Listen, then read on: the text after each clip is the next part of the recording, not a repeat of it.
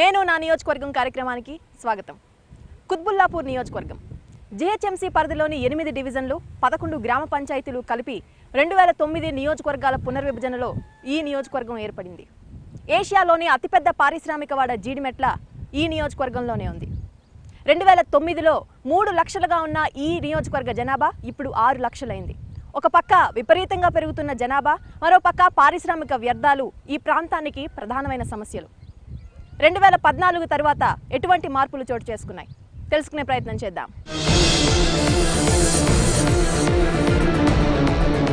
ఏ రాష్ట్రానికైనా నగరాలే ఆభరణం.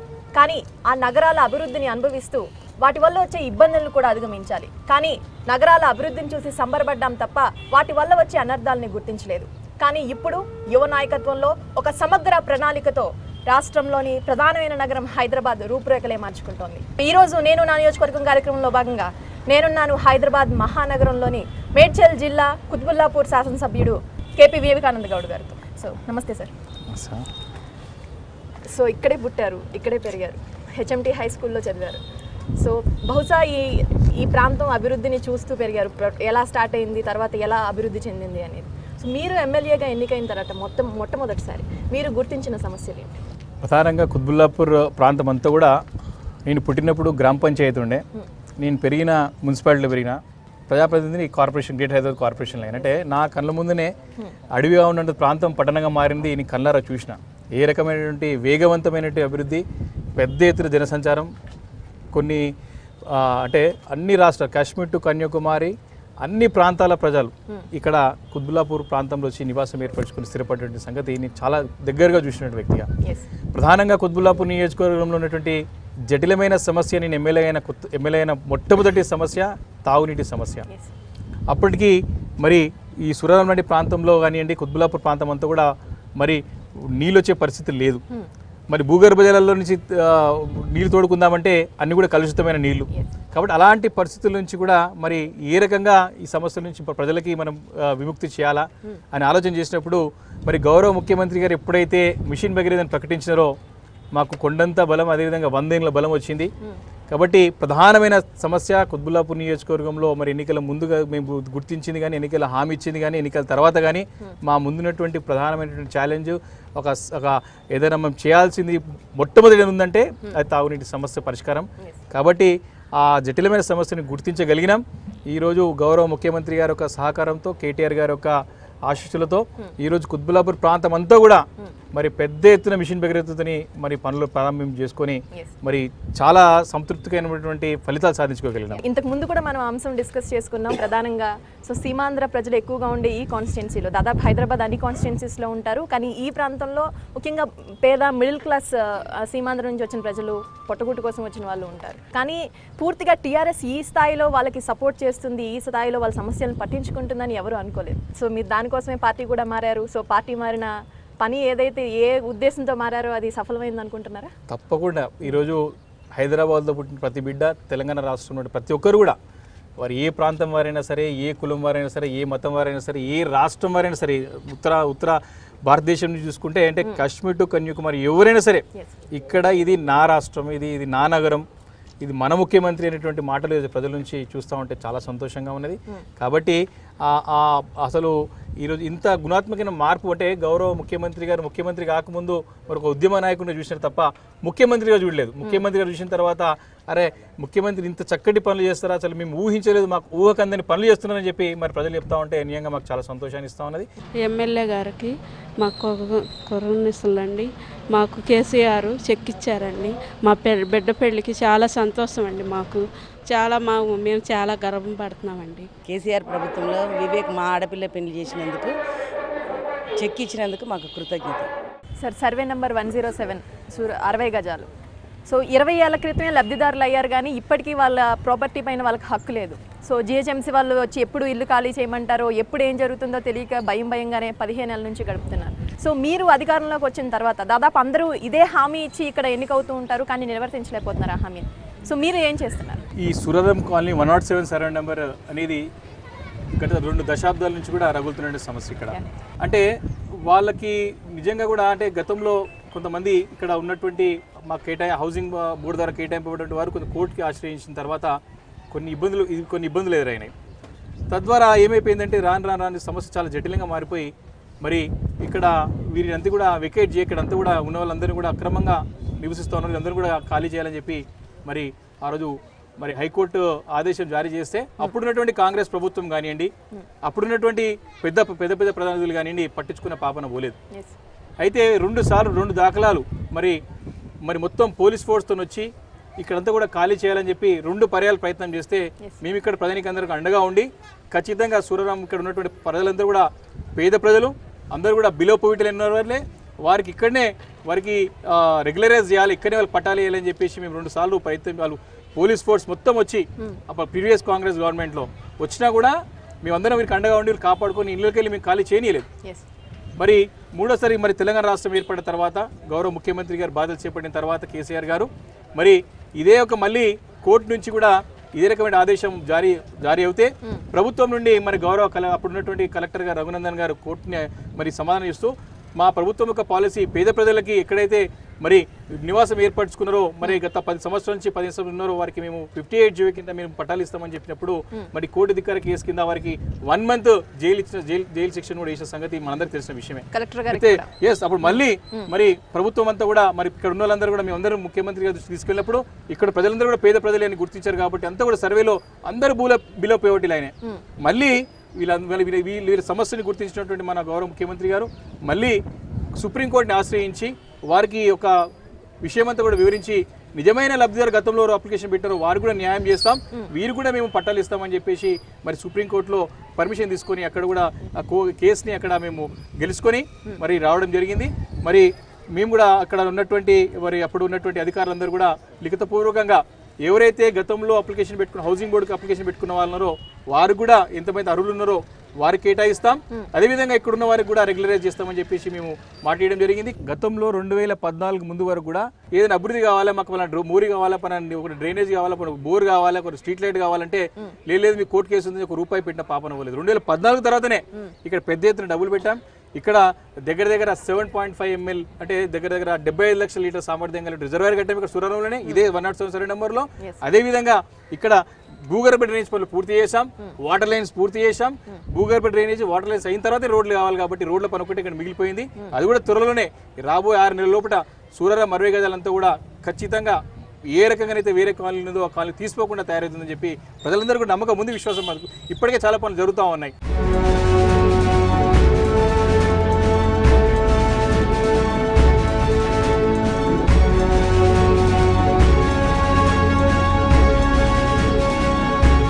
Hyderabad international city అవుతుంది, so దానికి తగ్గట్టు ఇన్ఫ్రాస్ట్రక్చర్ కూడా క్రియేట్ చేసుకోవాల్సిన పరిస్థితులు.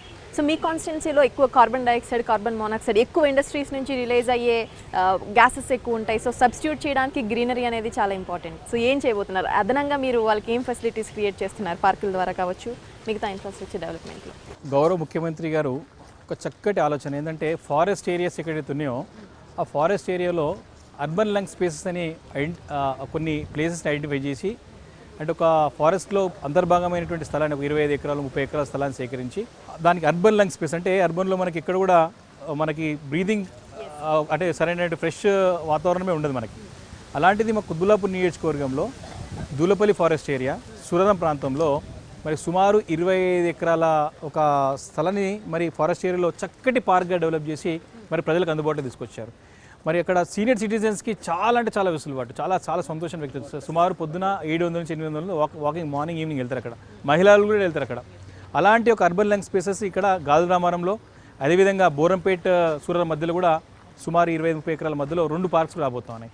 అవి పెద్ద పార్క్స్ అయితే మళ్ళీ ఈ కాలనీ మధ్యలో ఉండేటువంటి ఓపెన్ స్పేసెస్ పార్క్స్ నుండి ఇప్పుడు కూడా 40 పార్కులు ఇలాంటి ఇప్పుడు నడిచేది మన పార్క్ ఇది అపూర్వ కాలనీలో బ్రహ్మాండమైన పార్క్ డెవలప్ చేసుకోగలం, వాకింగ్ ట్రాక్ చేసుకోగలము, ఫెన్సింగ్ చేసుకోగలము, గ్రీనరీ మెయింటైన్ చేస్తున్నాం. ఇలాంటి పార్క్స్ ఇప్పటికే 45 నుంచి 50 పార్క్స్ పూర్తి చేసుకున్నాం. అయితే ఇంకా కూడా ఈ సంవత్సరం రాబోయే ఈ సంవత్సరంలో హరితాహారం కార్యక్రమంలో ఆల్ ఓపెన్ స్పేసెస్లో ఖచ్చితంగా నీట్ చేసుకొని చెట్లు పెట్టాలని చెప్పేసి మరి కృతనిశ్చయంతో మరి ఉన్నాం. మరి ఇక్కడనే కాకుండా నిజాంపేట్ కానివ్వండి, బాచుపల్లి కానివ్వండి, ప్రగతి నగర్ కానివ్వండి, అటు కొంపల్లి కానీ ఇవి కూడా అంత అర్బనైజ్ అయిపోయినాయి కాబట్టి మరి గ్రామీణ వాతావరణం నుంచి పట్టణీకరణ వైపు వచ్చేసాయి కాబట్టి అక్కడ కూడా పెద్ద ఎత్తున ఓపెన్ స్పేస్ని పార్క్స్ అనేవి కూడా మరి డెవలప్ చేయబోతా ఉన్నాం. అండర్ గ్రౌండ్ డ్రైనేజ్ సిస్టమ్ మీ కాన్స్టిట్యున్సీలో ఓపెన్ డ్రైనేజ్ సిస్టమ్ ఉండేది మొన్నటి వరకు కూడా. సో ఇప్పుడు ఇక్కడున్న పరిస్థితుల నేపథ్యంలో చాలా పగడ్బందీగా డ్రైనేజ్ వ్యవస్థని చేసుకోవాలి. కానీ ఓపెన్ డ్రైనేజెస్ కెమికల్ వాటర్తో వెళ్తూ చాలామంది చర్మ సమస్యలు కావచ్చు, విపరీతమైన ఆరోగ్యమైన సమస్యలు, ఊపిరితిత్తే సమస్యలన్నీ. సో పూర్తిగా డ్రైనేజ్ సిస్టమ్ని ఒక వ్యవస్థగా తీర్చిదిద్దే ప్రయత్నం అయితే జరగాలి. ఇప్పటివరకు అది జరగలేదు. సో ఏం చేయబోతున్నారు? మొదట government priority was drinking water. Mission Bhagiratha కింద మేము overcome the issue. Electricity issue ఉండే, దాన్ని కూడా ఓవర్కమ్ అయినాం. ఇప్పుడు మూడో ఇష్యూ వచ్చేసరికి ఈ ఇన్ఫ్రాస్ట్రక్చర్ డ్రైనేజ్ అనేది చాలా చాలా అంటే చాలా ఇంపార్టెన్స్ గల అంశం. గతంలో వేసినటువంటి సిస్టమ్స్ ఏంటంటే అప్పుడున్నటువంటి జనాభా ప్రతిపాదన, అప్పుడున్నటువంటి తక్కువ జనాభాకి ఇస్తున్నారు. ఇప్పుడు అన్ని రిమోడలింగ్ చేయాల్సి వస్తుంది. ఇది దృష్టిలో పెట్టుకునే గౌరవ ముఖ్యమంత్రి గారు 45,000 కోట్ల రూపాయలు కేవలం హైదరాబాద్ నగరానికి ఇస్తా అని చెప్పారు. దాంట్లో మేజర్ పార్ట్ సీవేజ్కి, నాలాల డెవలప్మెంట్కి, నాలా వైడనింగ్కి, వేస్ట్ ట్రీట్మెంట్ ప్లాంట్స్కి, ఈ యొక్క లేక్స్ ప్రొటెక్షన్కి చేయబోతా ఉన్నారు. కాబట్టి మరి ఈ యొక్క సీవేజ్ సిస్టమ్ని మేము ఇప్పటికీ రిమోడలింగ్ చేసుకున్నాం. చాలా చోట్ల డ్రైనేజ్ సిస్టమ్ పూర్తి చేసుకోబోతా ఉన్నాం. తద్వారా ఎప్పుడైతే ఈ వాటర్ లైన్స్ మిషన్ భగీరథ పూర్తి చేసుకుంటున్నాం, ఈ డ్రైనేజ్ సిస్టమ్ కూడా రిమోడలింగ్ చేసి పూర్తి చేస్తున్నాం. నెక్స్ట్ విషయం వచ్చేసి రోడ్లు. కాబట్టి ఈ రెండు పూర్తి అయిన తర్వాత రోడ్లు వేయాలని చెప్పి once for all permanent solution రావాలి. మళ్ళీ రోడ్లు తవ్వడం చూస్తాం. వేసిన రోడ్లు తవ్వుతా ఉన్నారంటే అప్పుడు సరైనటువంటి ప్లానింగ్ లేక రోడ్లు తవ్వుతా ఉన్నారు. అప్పుడు సరైనటువంటి నీటి వ్యవస్థకి పైప్ లైన్ లేదు కాబట్టి రోడ్లు తవ్వుతా ఉన్నారు. అప్పుడు సరైన డ్రైనేజ్ వ్యవస్థ లేదు కాబట్టి రోడ్లు తవ్వుతా ఉన్నారు. కాబట్టి మళ్ళీ రోడ్లు తవ్వకుండా పెద్ద ఎత్తున చక్కటి ప్రణాళికతో ఇప్పటికే మేజర్ కాలనీస్లో, మేజర్ స్లమ్ ఏరియాస్లో డ్రైనేజ్ సిస్టమ్ మేము ఇంప్రూవ్ చేసుకున్నాం. అంటే ట్రంక్ మెయిన్స్ ఇంకా అసంపూర్తిగా ఉన్నాయి, వాటి కూడా పూర్తి చేసుకుపోతాం. దాన్ని కూడా ప్లానింగ్ రూపొందించుకున్నాం. కాబట్టి డ్రైనేజ్ సిస్టమ్ ఇప్పటికీ 80% పూర్తయినాయి, 20% అక్కడెక్కడ ఉన్నాయి. నాలాలు మాత్రం పెద్ద ఎత్తున మేము అది కూడా ఒక 14 కోట్లతోనే కెమికల్ నాల ఏదైతే జీడిమెట్ ఇండస్ట్రీ నుంచి అయితే హుస్సేన్ సాగర్ పోయేది ఉందో మా కుత్బుల్లాపూర్ నియోజకవర్గ పరిధిలో ఉండడానికి 14 crores అని పనులు జరుగుతూ ఉన్నాయి. చకచక రాబోయే సంవత్సరం కాలంలో కూడా పూర్తి చేసుకుంటాం. అది కూడా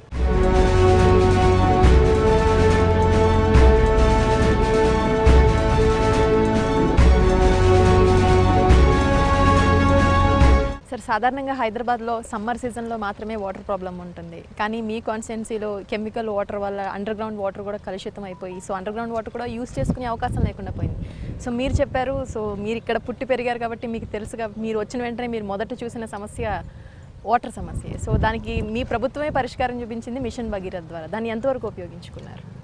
వాస్తవానికి మాకు ఎప్పుడైతే ఈ జటిలమైన సమస్యని ఎలా పరిష్కరించుకుందామనేటువంటి సమయంలో గౌరవ ముఖ్యమంత్రి గారు ఎప్పుడైతే మిషన్ భగీరథ ప్రకటించినారో, మళ్ళీ ఇదంతా కూడా పట్టణ ప్రాంతాన్ని కూడా అర్బన్ భగీరథ అనే పేరుతోని హడ్కో నిధులతోని మరి పెద్ద ఎత్తున సుమారు 2,000 కోట్ల రూపాయలతోని నగరాలంతా కూడా ఈ పరిసర ప్రాంతాల్లో నీటి సమస్య పరిష్కరించాలని చెప్పి మరి పనులు ప్రారంభించిన తర్వాత నేను శాసనసభ్యుడిగా మరి మా గౌరవ కార్పొరేటర్స్ కానివ్వండి, గౌరవ శాసనమండలి సభ్యులు గారు కానివ్వండి, గౌరవ పార్లమెంట్ సభ్యులు కానివ్వండి, మేమందరం కూడా కూర్చొని ఎక్కడ రిజర్వాయర్స్ వస్తే బాగుంటుంది, పైప్ లైన్స్ పైన ఎక్కడ వేయాలా, ఎక్కడ ఎవరికి వాటర్ పైప్ లైన్స్ లేవు, ఇవన్నీ కూడా మేము చక్కగా ఒక అవగాహన తెచ్చుకొని మరి ఇక్కడైతే ఈ ప్రాంతంలో మనం గాజుల రామారం ప్రాంతంలో నించున్నామో, ఇది హైయెస్ట్ ఎలివేటెడ్ పాయింట్. ఇది 621 meters above mean sea level. అంటే ఇది హైయెస్ట్ ప్లేస్ ఉంటే చాలా మంది ప్రజలకి గ్రావిటీతో వాటర్ సప్లై చేయొచ్చు అని చెప్పి నేను ఇక్కడ లోకల్ కార్పొరేటర్ శేషగిరి గారు మేమందరం కలిసిపోయి మేము అధికారులు ప్రతిపాదించినప్పుడు చాలా సంతోషంగా వాళ్ళు యాక్సెప్ట్ చేశారు. ఎందుకంటే అంటే వాళ్ళకి అధికారం తెలియదు కాబట్టి మేము ఇచ్చినప్పుడు ఇక్కడ ఒకటి సూరరంలా కూడా అక్కడ ఒక రిజర్వాయరు, రామిడి నగర్ ఒక రిజర్వాయరు, అదేవిధంగా షాపూర్ నగర్లో, జగదిరిగుట్టలో, అదేవిధంగా మనం ఉన్నటువంటి పేట్ బషీరాబాద్లో, అదేవిధంగా మండలంలో కూడా. అంటే ఈ రకంగా ఎక్కడైతే స్టోరేజ్ కెపాసిటీ రిజర్వాయర్స్ మనం కట్టుకుంటే వాటర్ సప్లై భవిష్యత్తులో రాబో 34 సంవత్సరాలకు ఇబ్బంది రావద్దు మళ్ళీ. కాబట్టి ఆ ప్లాన్ రూపొందించుకున్న తర్వాత మేము ఇక్కడ రామారంలో ఇప్పుడు నిల్చున్నటువంటి ప్లేస్లో 30 లక్షల సామర్థ్యం గల రిజర్వాయర్ తీసుకున్నాం. కాబట్టి ఇలాంటి యొక్క రిజర్వాయర్లు కుత్బుల్లాపూర్ కాన్స్టిట్యున్సీ మొత్తంలో దగ్గర అంటే ఎంత సామర్థ్యం పెరిగిందంటే, గతంలో మా కుత్బుల్లాపూర్ నియోజకవర్గంలో సుమారు కేవలం 40 లక్షల లీటర్ల సామర్థ్యం గలటువంటి రిజర్వాయర్లే ఉండే. ఇప్పుడు 4 కోట్ల లీటర్ల రిజర్వాయర్ల కెపాసిటీని పనులు పూర్తి చేసుకున్నాం ఆల్మోస్ట్ ఆల్. ఇది కూడా అబౌట్ కమిషన్ ఇంకా 15 daysలో.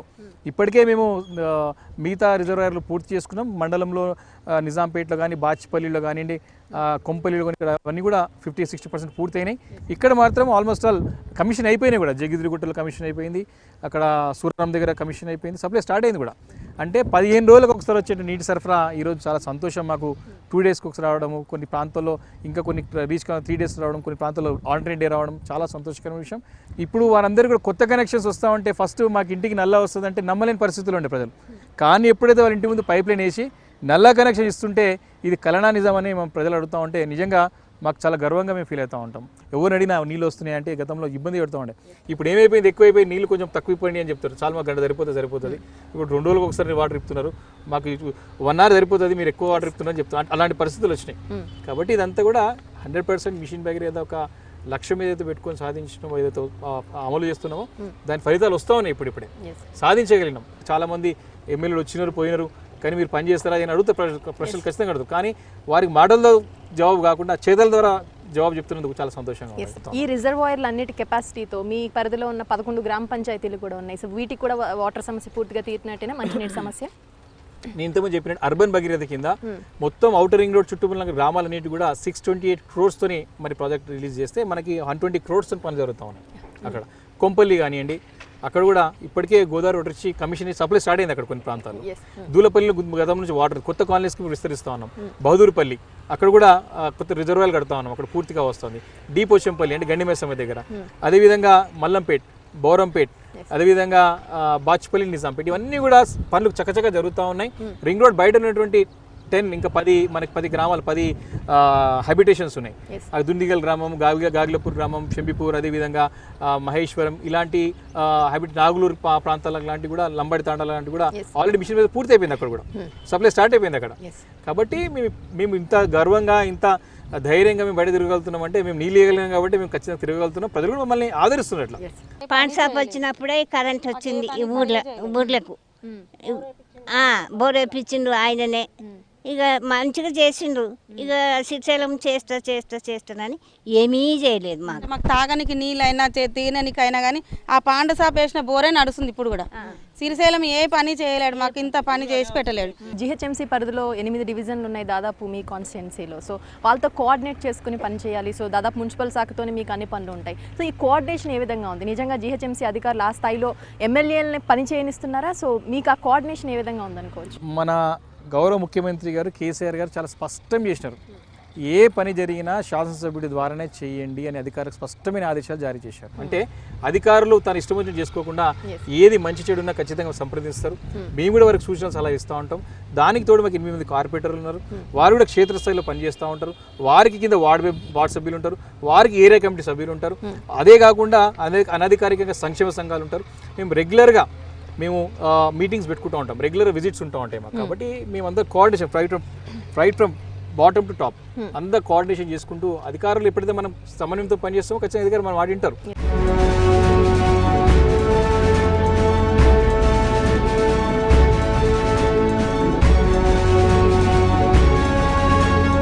పల్లెటూరులో పేదరికం వేరు, పట్టణాల్లో పేదరికం వేరు. సో పట్టణాల్లో పేదరికం ఇంకా భయంకరంగా ఉంటుంది. సో స్లమ్ ఏరియాస్ చాలా ప్రాంతాలు చూసాం మనం. సో మీ కాన్స్టిట్యున్సీలో కూడా సో చాలా రెగ్యులరైజేషన్ చేస్తున్నారు. ఎవరైనా పేదలు భూమి ఆక్రమిస్తే రెగ్యులరైజేషన్ చేస్తున్నారు. ఇంకా ఏం చేయబోతున్నారు? కుత్బుల్లాపూర్ నియోజకవర్గంలో ఇది ముఖ్యంగా పారిశ్రామిక వాడ, జీడిమెట్ల, గాంధీనగర్, అదేవిధంగా బాలనగర్, బొంతుపల్లి కార్మికులు పెద్ద ఎత్తున అనేక ప్రాంతాల నుంచి దూర ప్రాంతాల నుంచి వచ్చి ఇక్కడ స్థిరపడి మరి పుట్ట చేతులను పెట్టుకొని వచ్చి ఇక్కడ ఉద్యోగాలు చేసుకుంటూ మరి పనులు చేసుకుంటూ బతుకు జీవనం కొనసాగిస్తున్న తరుణంలో మరి ఇప్పుడు ఎక్కడ ప్రభుత్వ స్థలం ఉంటే అక్కడ గుడిసెలు వేసుకొని మరి ఉండేటువంటి మరి వాళ్ళు ఎంత సరైనటువంటి గతంలో హౌసింగ్ లేక ఇలాంటి ప్లానింగ్ లేక అందరూ కూడా ప్రభుత్వ స్థలాల్లో ఆక్రమించుకొని మరి చిన్న గుడిసె వేసుకొని చిన్న రేకుల రూమ్ వేసుకొని మరి తమ బ్రతుకుతూ ఉండే. అయితే ఇలాంటి వారిని గుర్తించి మరి మన రాష్ట్ర ప్రభుత్వం మన గౌరవ ముఖ్యమంత్రి గారు June 2, 2014 అప్పుడు ఇది ఉంటారో జియో నెంబర్ 58 కింద 59 కింద వారు రెగ్యులరైజ్ చేస్తామని చెప్పేసి మరి ఒక జియో తీసుకొచ్చారో ఆ 58 జియో కింద కేవలం మా కుత్బుల్లాపూర్ నియోజకవర్గంలోనే 30,000 మందికి పేద ప్రజలకి మరి పట్టాలు ఇచ్చినటువంటి ఒక రికార్డ్ మాకున్నది. కాబట్టి మరి అదేవిధంగా భవిష్యత్తులో కూడా ఇంకా చాలామంది పేద ప్రజలు మరి కిరాయిన్లలో అదేవిధంగా దూర ప్రాంతాల నుంచి ఇక్కడ పనిచేసుకోవడానికి వస్తూ ఉంటారు. అలాంటి వారికి కూడా మరి డబుల్ బెడ్రూమ్ హౌసెస్ అనే చక్కటి స్కీమ్ని తీసుకొచ్చి ఈరోజు మా నియోజకవర్గంలో సుమారు 13,000 పైచీలకి డబుల్ బెడ్రూమ్ హౌసెస్ నిర్మాణం చాలా స్పీడ్గా నడుస్తూ ఉన్నది. ఇక్కడ ఉన్నటువంటి దేవేంద్ర నగర్లో ఉన్నటువంటి ఈ డబుల్ బెడ్రూమ్ హౌస్ అయితే ఈ August 15th లోపల మేము దీన్ని మన హ్యాండ్ ఓవర్ చేయడానికి కూడా ప్రణాళిక రూపొందించుకొని మరి అడుగులు వేస్తూ ఉన్నాం. అదేవిధంగా గండిమేసమ్మలో బహదూర్పల్లిలో, నిజాంపేట్లో, బాచిపల్లిలో, అదేవిధంగా కైసర్ నగర్లో అనేక ప్రాంతాల్లో మరి యొక్క డబుల్ బెడ్రూమ్ హౌసెస్ నిర్మాణాలు జరుగుతూ ఉన్నాయి. కాబట్టి 5,000 మందికి మా నియోజకవర్గ వాటా కింద రాబోతోంది. ఖచ్చితంగా అర్హులైనందరూ కూడా గుర్తించి వారు కూడా ఇవ్వబోతా ఉన్నాం. లబ్ధిదారులు కూడా ఏ విధంగా ఎంపిక చేస్తున్నారు? వివిధ రాష్ట్రాల నుంచి వచ్చిన వాళ్ళకి సెటిల్ అవుతారు, వాళ్ళని కూడా గుర్తించడం జరుగుతుందా? ఏ ప్రాతిపదికన గుర్తిస్తున్నారు? ఫస్ట్ ఏంటంటే poorest of the poor, first priority దానికి ఉంటుంది. నేను పొద్దు నుంచి కూడా నిన్న కానీ వారం నుంచి కళ్యాణ లక్ష్మి చెక్స్ పంపిణీ చేస్తూ ఉన్నాం. ఈరోజు మహారాష్ట్రనా, కన్నడనా, ఆంధ్ర ప్రాంతమా, రాయలసీమ ప్రాంతమా, రాజస్థాన్ ప్రాంతమా, ఏ రాష్ట్రం అని చూడకుండా ప్రతి ఒక్కరికి కూడా ఈరోజు కళ్యాణ లక్ష్మి షాదీ ముబారక్ పథకం ఈరోజు మేము నా చేతి మీకు ఇస్తా ఉన్నాం ఇంటింటికి పోయి. ఏ రకంగానైతే ఈ యొక్క సంక్షేమ పథకాలు అమలు అవుతాయో ఖచ్చితంగా అదేవిధంగా డబుల్ బెడ్రూమ్ హౌస్ కూడా వారికి లబ్ధి పొందుతుంది. బీదవారికి ఖచ్చితంగా ఈ డబుల్ బెడ్రూమ్ హౌస్ అదేవిధంగా మరి ప్రభుత్వం ప్రయత్నం చేస్తుంది. మేము కూడా ఖచ్చితంగా అరులందరూ కూడా మేము చాలామందిని దరఖాస్తు పెట్టుకోమని చెప్తా ఉన్నాం. తర్వాత ఎంక్వైరీ అయిన తర్వాత వారికి ఇవ్వడం జరుగుతుంది.